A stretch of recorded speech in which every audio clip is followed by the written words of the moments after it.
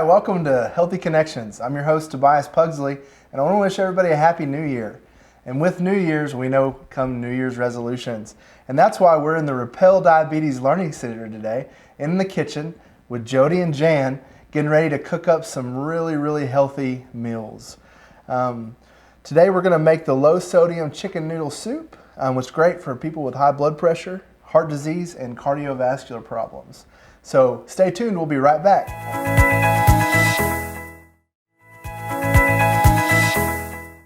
Hi, and welcome back. I am Jodi Bodenhammer, coordinator and nurse of the Reppell Diabetes Learning Center, and I'm working with Miss Jan Halligan today. She's our registered dietitian and certified diabetes educator, and she's going to be doing some cooking for us. And I'm going to be the sous chef today. So Jan, take it away. All righty. Thank you, Jodi. Our recipe for today is going to be the chicken noodle soup to warm the heart. That's what I call the recipe. And it's low sodium, which is vitally important because way too many people have high blood pressure now. But I want to assure you that low sodium does not mean tasteless. Too many people say, oh, I don't want food that doesn't taste good. And there are ways of cooking to make the food taste wonderful. And that's what we're going to be working on today. I'm going to start with... You're already making me hungry, Jan. I'm supposed to. All righty. We are going to start first with the chicken. Now, normally when I talk about chicken, I talk about skinless, boneless. However, not today. Why? Because this skin is going to be cooked in with the chicken to begin with and then taken out later, but that skin is going to add a lot of flavor, and that's what we want is flavor. We're going to get flavor from our herbs and from our vegetables, but that chicken skin is going to add some really good taste. So I've got my induction cooktop heating up. I just peeled this skin off, and as you can see, this isn't one of those big deals. You just whip it off as best you can. If you leave a little piece on, that's okay too. All right, so we peel this off, put it in the pot, get it cooking, and for right now, I'm going to put the rest of the chicken in there. If there's any bone on here, I wash this off first. I always like to rinse mine carefully. Okay, and throw all of the chicken in there. Then I go ahead and start putting in my onion. I use red onion simply because I like the color here. And while we taste our food, part of eating is appreciating what it looks like. And this red onion is going to, it's going to be redder if I don't watch what I'm doing. Now listen, we are here at the hospital, but be careful, Miss Jan.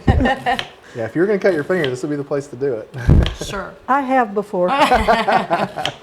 Okay, now I made a mess here. I dropped some of my onion on the table, but because I am a good cook, I let it stay there. I don't use it. Okay, so I throw in my onion. I chop up some celery because these both are fairly low in sodium. And when I talk about low sodium, what I'm looking for and what your physician is looking for is 1,500 to 2,000 milligrams of sodium a day. And you're saying, well, that doesn't tell me anything. 1 teaspoon of salt is 2,325 milligrams of sodium. Wow. So that's more than we need in a day's time, just in a teaspoon. Just in a teaspoon. And I think about how much, I would used to, before I met Jan, used to add into my cooking, and especially in things like soups and other dishes that I would try to flavor up, that I would easily go over that teaspoon of salt in a meal even. Oh, yeah. So that's a big thing to understand. Just adding the extra salt in makes a huge difference. And many people say, well, I don't use salt in cooking. I don't use salt at the table, right, so I'm okay, right? And I go, not really. Because if you use processed foods, the processed foods like canned soup, half a cup of it has 410 milligrams of sodium. Right. Oh my goodness. Even the healthy request. The regular soup has 670 milligrams. That's incredible. And that's for half a cup. I mean, that's not even, you think about how small of a portion that is. We're all going to eat more than usually half a cup of soup at any given time. Oh, absolutely. So you're going to get, Well, you're going to get your day's worth in maybe one meal with, Right. with regular dishes like that, like soups. The other thing that comes to mind, Jan, that you've taught me in the past also is watching not only the processed soups, but the processed meats as well. So if we were to utilize some already made chicken, some canned chicken per se, I know that makes it a little more convenient sometimes, but it really does increase the amount of sodium. Isn't that correct? Yes, it is. And when you buy chicken at the store uncooked, make sure that it doesn't say with 20% added sodium, because some of it does. And Right. unless you read your label, you're not going to know that. Oh, and I misspoke. When I talk about the soup, it's the condensed soup for 410 milligrams. And then when you add water, you're up to a whole cup of it. But I don't know of anybody who only eats 1 cup of Right. soup. I know. Sure. Okay, So what do you got going there? What was that? that was the garlic that I used with my garlic press. I smashed it. That's what I was hunting around for here, was something to, I saw you, mashing around on that garlic. What were you doing there? I was mashing it because the skin peels right off when you hit it with something. And I could use a garlic press and all this fancy stuff. I use the salt shaker, and it works just fine. Okay, so we're browning this up, and Would you like a spoon? that would be great. All right. Thank you. So you're browning the chicken. What? You're browning the chicken I'm right browning now the chicken. with the onions and the celery and the garlic, and it's all And- giving that chicken some. Can you see it from here? Okay, great. Yeah, Now I've you're got making the, everybody at home hungry. If they could just smell what we're I smelling. know. oh, the smell is outrageously wonderful. Okay, so I've also got the bone in here because I'm going to add in my broth in a while, and by adding in the broth with the bone, I will get more flavor coming out of that bone, but not extra fat. And I'll keep the chicken skin in there until I'm about done. And the chicken skin, this is all the chicken skin that's there. We're not looking at a whole bunch. I wouldn't put a whole chicken's worth of chicken skin in there because that's way too much fat. Right. But a little bit like this is going to be flavorful. Okay, these You're are, adding the flavor with the chicken skin, but then you're also going to pull it back out so that That's the right. cholesterol and the fat is not high. that's correct. Gotcha. Because many of our chickens are fed hormones, and those hormones make for fatter chicken meat, and that skin has got more fat in it.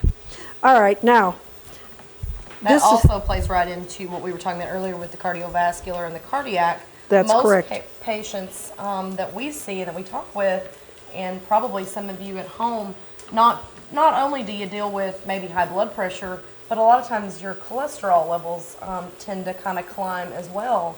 And so that's a really good way to reduce some cholesterol in your diet and some fat in your diet. that is correct. Which I didn't realize until recently how much cholesterol the skins of even our lean meats like chicken has. So And it's not only the cholesterol that we should be concerned about, it's the low-density lipoproteins, Sure. which is found in a lot of the fatty meats, because our government has said this last year that the LDLs, the low-density lipoproteins, are the ones that help clog up our arteries. And that's found in a lot of the fatty meats. Oh, and by the way, for those of you that love your canned chili, bad news. Uh-oh. A cup of canned chili has around, first, 910 milligrams of sodium, but it also has in that cup approximately 22 grams of fat. Oh my goodness. Just thought you'd like to know. So making your own soups and chilies is really a saver when it comes to calories, and definitely when it comes to sodium as well. Definitely. It is unreal how much difference It makes. and how much difference it makes in your pocketbook too. You know, we Yes. talk about not only eating more healthy and with our health in mind, but also it is very difficult, and folks oftentimes find it difficult to buy healthy foods. And so when you're making things and you're doing your own cooking, it really does help save on some of that as well. Now- What are you doing now? I'm stirring it around. I've cut most of the chicken off of the bone. Okay. Okay. Now I'm going to start adding in my herbs. And you want dried herbs to go in at the beginning of the cooking process, not the fresh ones, because the fresh herbs are going to lose their flavor if you start them at the beginning of the process. Really? Yes. I did not know that. And another thing, before you use your dried herbs, you need to check to see when they were purchased, because if they were purchased more than a year ago, they're going to lose their pizzazz. I went through my cupboard once and found I had some mature herbs in there. So what kind of herbs are you using there? Okay, I have oregano. I'm throwing in a couple of bay leaves. And we love how you measure everything so precisely. Well, the thing of it is, I know how I like the taste of my food. You do. And everyone at home knows how they like the taste of their food. That's so true. So good. this is some pepper. I would not use a lot of pepper because that can get a little bit painful in the stomach. Yep. I throw in some thyme, and you've got the recipe for this. I was going to say we actually have some measurements here for the amounts. Right. And I know you like to eyeball. Yes. You remind me so much of one of the cooking shows I used to watch when I was a kid, and the guy would he'd say, oh, a little of this and a little of that, and pour it in. But we do actually have the measurements here for the recipes. That is which correct. we want to make sure that everybody knows they can stop by and pick up from us at any time. And I want to make a plug. We also have a little placemat for you, and you're going to love this placemat because on the back of it, it lists different herbs and spices and what foods they will help flavor up. So if you're unsure of what to use, It gives you all the info right there. yes, it Perfect. does. That is so neat. It looks And the like it's price really is easy to buy. right for you because we love you. Okay, so we've got this cooking. And Yeah, tell us what you got there. This is the neatest thing, and I'm so excited that I can find this finally in our stores around here. Okay, chicken broth. This is the unsalted chicken broth, and I'm not saying you have to buy this brand, but what I'm saying is what I love about this is for 1 cup of this, it's 45 milligrams of sodium. That's it. That's it. Wow. And you can find it up to 400, 600 milligrams. Right. So you must read the label. And what you're looking for is first, what is the serving size? Because everything on the label is going to apply to that serving size. Right. And then you see, for this one, this recipe, how much sodium is in there. And if it's too much, don't buy it. Yeah. Okay. And that can be found what Harv's, Walmart, Town and Country. I've any of found our- the low sodium broths now at every one of our grocery stores here in Mountain Home. That is correct. And we're so fortunate and so glad that those items are becoming more and more available because it saves so much on the salt intake, on the sodium intake. You can still use your chicken broth if you don't have time to make your own. I know that is a lengthy process and takes a while. And so that is a really good time saver Yes. to where you're not sacrificing. And that's the thing I think we get into trouble with is we sacrifice convenience Yep. for our health a lot of times. Okay, you've seen how long this has taken me to get this going. Now, the big chore with the carrots is I wash the carrots, rinse them before I use them. And these are pre-cut, and they're going to cook in a fairly quick time. So using the recipe, and I did measure this out originally, I use the raw carrot chips because oftentimes when I start cooking, I've got other things going on. So this requires nothing extra A little from me. supervision. Yeah, very good. Very good. throw the top on, and we're ready to start letting it simmer. And it does have to simmer for a while because you want that chicken to get tender, flavorful. We need all of those flavors to meld together, from the bones of the chicken, from the skin of the chicken, from the herbs and spices. Good. All that needs to meld together. Wow. And then at the very end, I will be pulling out the bay leaves, pulling out the chicken bone, pulling out the chicken skin. Nobody needs to eat those bay leaves, those are crunchy. And I cooked up, for the large recipe that serves 10, I cooked up 3 cups of noodles. Now, my sister and I used to have arguments about noodles. She said, throw it in raw into the soup and let it roll. And I said, no, because that's why you've got mushy noodles in your soup. So you cook this up, it takes about 8 minutes, and then you rinse it under cold water. That stops the cooking process. Keeps it nice and cool. So Jan, while that soup simmers, we're going to go ahead and take a quick break, and make sure you stay tuned, because if this thing tastes as good as it smells, we're in for a treat.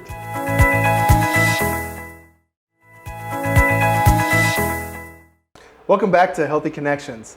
Jan and Jodi have been cooking up a dynamite chicken noodle soup, and I just want to tell you real quick that on February 11th at 6 o'clock, we're going to have the masquerade ball at the Veda Shed.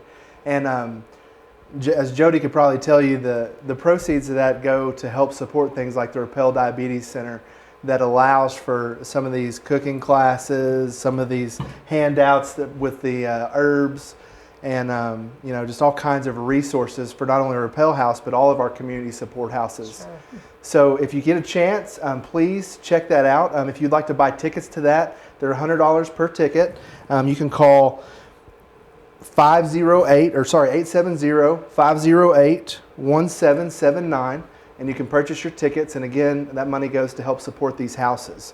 So let's get back to the good stuff, ladies, the cooking. I think we're about ready Alrighty. to add in some more. We've got our noodles ready to go for our soup, and then of course we have a already finished product. As traditional cooking shows go, we've got something for you to try, Tobias. My favorite part of the show. Yeah.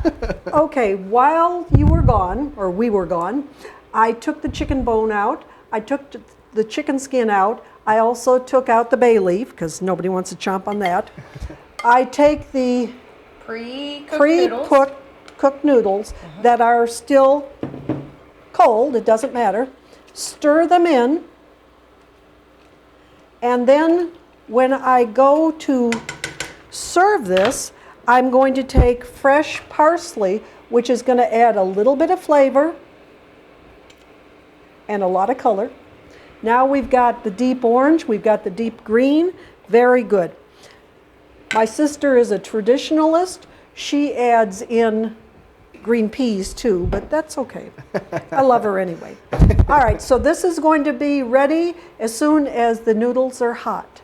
Okay, great. And we have a finished product here. You want to do the voila? Ta-da! Oh, looks so good. That looks incredible. Yeah, and we've got just a nice cup of hot tea to go Yes. with that. All right, I now, can't think of a better, more nutritious lunch for a cold day, and especially when you're looking for some soups and some good healthy recipes. This chicken noodle soup you've made us is just it. I love it. It's surprising All right. how easy it was. How quick you could make this. This is totally yeah. doable for any family. well, people are busy now. They have busy lives, so I understand that. All right, now for those who have diabetes, 2 cups of this are going to count a carb choice, because we do have some noodles in there, and we've got some carrots, 1 vegetable. But that's 2 whole cups. That's 2 Two whole whole cups. cups. And so much flavor. My goodness, that's incredible. I can't believe that that's low in sodium. It doesn't taste like it. 4 ounces of protein. To put that in perspective, most of us need around 5 to 6 ounces a day. Wow. So that's plenty of protein. plenty of protein. Good. It's only 1 fat choice and 163 milligrams of sodium. That's amazing. Wow, that's all, and so much flavor. I mean, I wish you could taste this at home, because it's packed with flavor. You can't taste the absence of the salt. I don't think it needs anything else. It's delicious. That's what the idea of using herbs and spices judiciously is about. Yes. And for those of you that talk about, well, I use sea salt, so that's better for me, right? Okay, 1/4 teaspoon of sea salt, 1/4 of a teaspoon, is 570 milligrams of sodium. Oh no, I'm totally guilty of that. You think? they push it Yes, out. Sea salt's so yes. much better, and it's not. My goodness. No, it's not. And 1/4 teaspoon of regular iodized salt, the store brand, I'm cheap, 590 milligrams. So you're saving 20 milligrams. But this is going to cost easily 6 times as much as this. Wow. And it's not going to have the iodized process to it, which we need, that iodine we need. It breaks it down a little more. No, the iodine helps keep us from coming down with goiter. Remember when people had those swollen throats? That was goiter because Okay. they The lack weren't of getting iodine. enough. So. Gotcha. So Yeah, that yeah. helps It neutralize actually that. is something that we do actually need, and I don't know that everybody remembers that. You taught me that years ago, but that's a good little tip there as well. So thank you, Miss Jan. Thanks, Tobias. Thank you guys for joining us. And remember, you can come by the Reppell Diabetes Learning Center every day of the week. We're open Monday through Friday from 9 to 4 every day. And we have these recipes here. We have our handouts here with the herbs and the complementary herbs. And we are just more than happy to have you stop by or give us a call if you have any questions. Our phone number is 508-1765. Thank you so much, ladies. Thanks. Have a Thank you great for week. coming over.